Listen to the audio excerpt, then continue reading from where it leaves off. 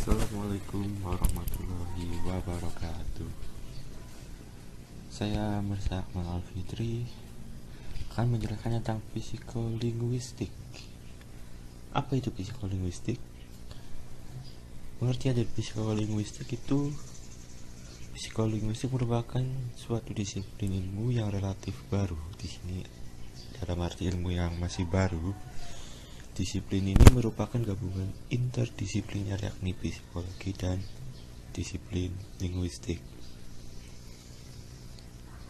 Psikolinguistik membahas ujar-ujaran dalam akuisisi bahasa menurut Mansur Pateda pada bukunya. Psikolinguistik juga membahas tentang hal kode bersangkut paut dengan linguistik, sedangkan proses pengkodean bersangkut paut dengan masalah psikologi. Dan dalam psikologi terdapat asal-usul bahasa. Dari mana asal-usul bahasa manusia itu? Bahasa manusia seperti halnya manusia sendiri berasal dari bentuk yang sangat primitif, berawal dari bentuk ekspresi emosi saja. Jadi bahasa awal pada manusia itu berawal dari ekspresi emosi saja. Jadi dijelaskan contohnya yaitu perasaan jengkel atau jijik diekspresikan dengan mengeluarkan udara dari hidung dan mulut sehingga terdengar suara buh atau bih atau seperti ini contohnya. Nah, itu salah satu ekspresi bahasanya berasal dari ekspresi. Oleh Max Miller, seorang ahli fisiologi teringgi sekalian Jerman, teori ini disebut Poh teori. Dengan demikian, Miller sendiri setuju dengan pendapat Darwin. Nah, sebenarnya sebagaimana yang lain berpendapat bahwa bahasa awalnya merupakan hasil dari imajinasi orang melihat cara jenis-jenis hewan atau serangga berkomunikasi. Misalnya, kumbang menyampaikan maksud kepada sesamanya dengan mengeluarkan bau menari di dalam sarangnya. Semut berkomunikasi dengan antenanya. Ada juga yang berpendapat bahwa bahasa itu berasal dari penyeruan bunyi. Ada contohnya hewan cicak, kita sebutnya cicak. Kenapa disebut cicak? Karena bunyinya cicak cek cek cek. Jadi orang menamai itu cicak. Contohnya ada juga teori tentang wow. Teori mengatakan bahwa bahasa muncul sebagai tiuran bunyi-bunyi terdengar di alam. Nah, seperti yang saya jelaskan tadi, seperti nyanyian burung, suara binatang, suara guru, hujan, angin, ombak, sungai, samudra, dan sebagainya. Jadi, tidak berevolusi bagaimana teori aliran Darwin. Teori bahwa ada relasi yang jelas antara suara dan makna sehingga bahasa bersifat arbiter. Misalnya bahasa Indonesia ada kata seperti menggelegar, bergetar, mendesis, merintih, meraung, berkokok, dan sebagainya. Itu bahasa yang bersifat arbiter dalam bahasa Indonesia. Contoh lainnya misalnya oleh masyarakat, anjing disebut sebagai bowo ketika mendengarkan suara dengar wow. Dengan berpikir praktis, orang memahami binatang itu menyala sebagai bowo. Teori bowo juga ada teori dingdong yang disebut netifisik, teori yang dikenal oleh Muller mengatakan bahwa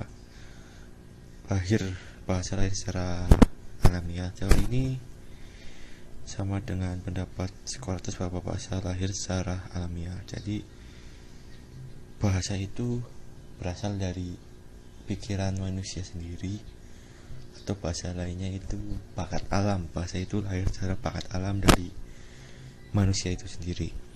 Teori ini, manusia memiliki kemampuan insting yang sangat istimewa dan tidak dimiliki oleh makhluk lain, yakni bisa mengeluarkan ekspresi ujaran ketika melihat sesuatu melalui inderanya.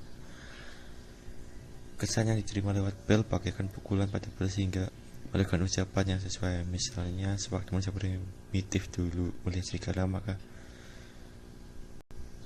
secara insting terucap kata wolf karena serigala itu mengaung, wow. Jadi bahwa masyarakat primitif dulu mengucapkan kata wolf berasal dari itu, peniruan suara aungan serigala. Tapi wolf itu merupakan bahasa Inggris. Kendati teori tentang bahasa asal mula bahasa masih kabur karena banyak sekali teori tentang asal mula bahasa, dari yang bersifat mitos, religius sampai mistis, yang menurut Hidayat secara garis besar terdapat 3 perspektif teoretik mengenai seluruh bahasa, yaitu teologik, naturalis, dan konvensional. Arian teologik umumnya mengatakan bahwa kemampuan berbahasa manusia merupakan anugerah dari Tuhan yang membedakan makhluknya dengan makhluk yang lain. Dalam surat 2 ayat 31, berarti surat 2 itu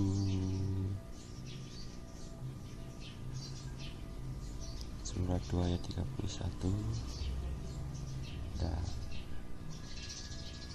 saya cari dulu. Surat pertama kan Al-Baqarah, surat 2. Oh iya, surat kedua Al-Baqarah ayat 31. Surat pertama itu Al-Fatihah. Saya akan bacakan tentang artinya. Surat kedua saya baca. Nah, ini surat kedua Al-Baqarah.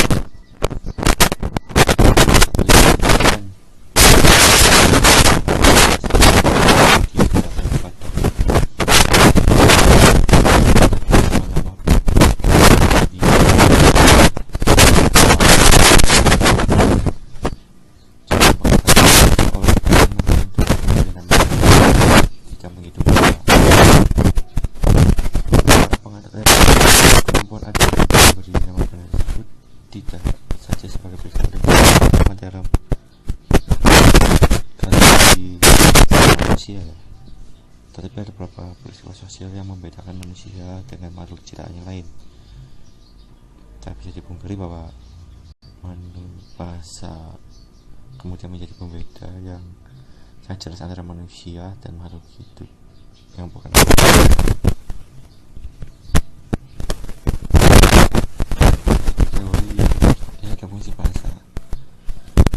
bahasa itu sebagai komunikasi lisan atau non standar yang sangat praktis, yang pada akhirnya kita mengalami kesulitan saat akan menggunakan bahasa tulis atau bahasa yang standar dan teratur. Pada saat itu berbahasa bagi kepentingan yang lebih dalam dengan bermaksud cenderung kaku.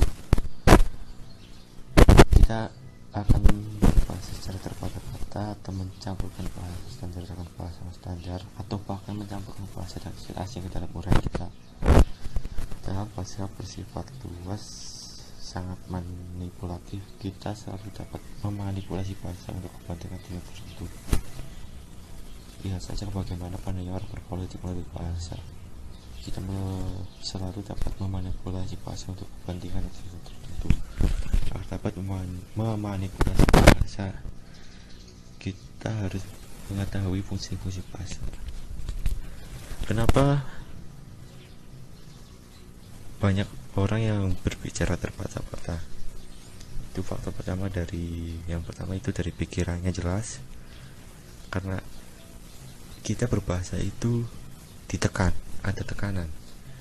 Jadi secara tidak langsung otak kita itu menginginkan kita itu berbahasa dengan baik dan benar, dengan lancar.